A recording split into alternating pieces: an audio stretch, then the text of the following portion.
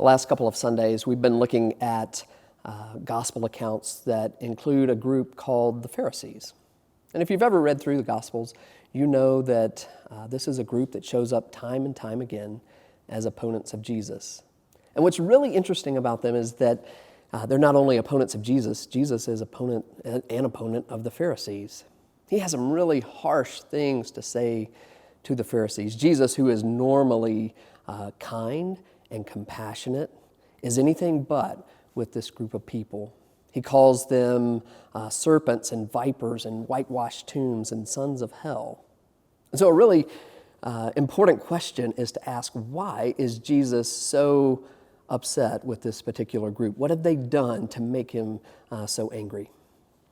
Well, first, let's ask who the Pharisees are. The Pharisees were a group of about 6,000 lay people who very much believed they could keep the law of God. And the way that they did this was to essentially create a fence around the law of God. They never believed they could break it because they never even got close enough to break it. Now, this is a problem for Jesus and for anyone who rightly understands the law of God to be a means of grace. Right? The law of God flows out of God's character. And it shows me, when I get close to it, not only who God is, but all the ways in which, and the very specific ways in which I need healing. Furthermore, the law of God is not just a group of rules and regulations that we sometimes think it is. It's also a story of grace. It's about God's grace to Abraham and Isaac and Jacob and to Sarah and Rachel and Leah and to Moses and the nation of Israel as a whole.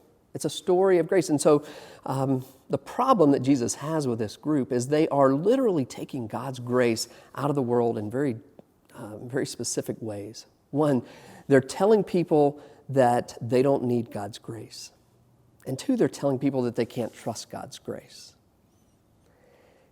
And this then brings us to the question of, are we followers of Jesus or are we followers of the Pharisees?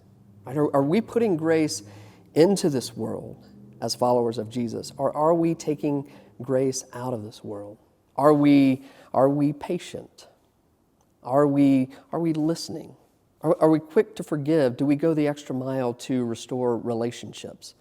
Or are we harboring grudges and harboring hatred and resenting people and waiting to get even with people and going the extra mile to make sure that people know they haven't met our expectations?